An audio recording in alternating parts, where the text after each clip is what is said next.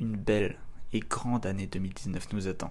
Une année où les blockbusters vont côtoyer des films plus confidentiels, où des œuvres d'artistes engagés vont se mêler à du contenu soi-disant un peu plus lisse et mainstream. Une année donc pleine de promesses et de potentielles critiques de films.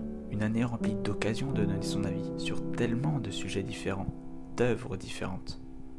Une année où, une fois encore, vont se côtoyer critiques enjouées et critiques assassines, avec, pour ne pas changer, certains genres de prédilection. D'ailleurs, s'il y en a bien un qu'on aime détester, c'est la comédie française. Parce que depuis quelques temps, des mois, voire des années, la comédie française, elle s'en est pris plein la gueule. La comédie française, depuis un certain temps, est considérée comme un genre de film facile, où les blagues sont très peu recherchées, éculées et destinées à un public peu pointilleux. Parce que de plus en plus, la comédie française est le reflet du peu d'inventivité de ces dernières années. On fait des suites à gogo, on étreint une formule jusqu'à l'épuiser totalement. Et peu importe si ça apporte une plus-value au paysage cinématographique français, tant que ça rapporte et que ça fait remplir les salles. Alors, aussi utile que se demander s'il est bien raisonnable de jeter de l'huile sur le feu, ne serait-ce pas trop facile de s'attaquer à ce genre de film? Populaire, au cours des dernières années, c'est devenu un gros mot. Et s'il est vrai que la qualité des derniers grands succès du cinéma français ne s'est pas améliorée, faisant accroître d'ailleurs le sentiment de « c'était mieux avant », tirer sur une ambulance unijambiste n'a jamais fait avancer les choses. Critiquer des films aussi critiquables, c'est très facile.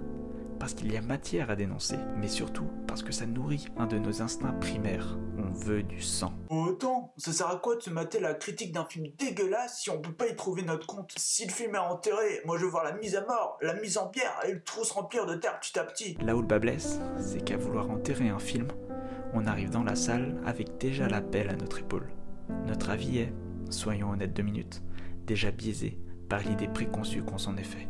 C'est d'autant plus prononcé quand on a vu la bande-annonce et qu'on l'a détesté. Et si certaines choses sont universelles, Kev Adams ne fait rire que les gosses, Christian Clavier a un humour de facho raciste, Danny Boone nous saoule avec son or, bah c'est pas pour autant qu'il faut arrêter de le dire. Le tout est finalement de le faire de la manière la plus juste. Oui, le cinéma français nous pond des merdes. Souvent. Et même quand c'est le cas, il est important de le dire. Pour que ça s'arrête. Mais le dire, avec une véhémence déraisonnée, ne fait qu'entraîner une haine constante et un désamour du cinéma français. Kev Adams s'est englué dans des rôles qui plaisent aux plus jeunes. Christian Clavier est loin de ses heures de gloire et paraît trop souvent maintenant comme un papy bougon, la classe de Funès en moins. Mais ce n'est pas pour autant qu'il faut le cantonner à ce rôle. En atteste sa présence dans le prochain film de Bertrand Blier, Convoi exceptionnel. Quant à Danny Boone, lui c'est vrai, il doit absolument arrêter avec son schnorr natal. Tout ça pour dire que non, le cinéma français n'est pas mort. La comédie française n'est pas morte. Tâchons juste d'arrêter de nous faire des idées préconçues. Tâchons d'arrêter d'avoir peur avant même d'avoir été dans la salle de cinéma. Et surtout, tâchons de faire preuve de mesure à une époque qui en fait preuve de moins en moins.